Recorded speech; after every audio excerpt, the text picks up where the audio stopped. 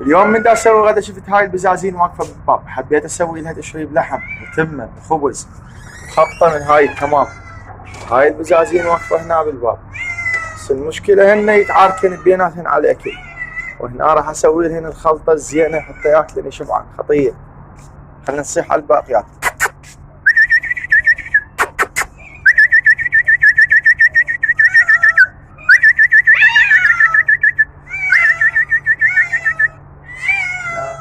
هاي هم جتي تعاي.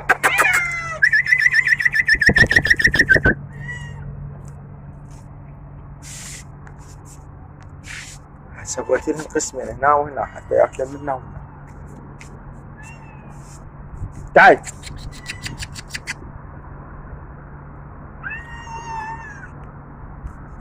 خلنا ناخذ من هذا الاكل شويه وننطي البزازين الباقيه.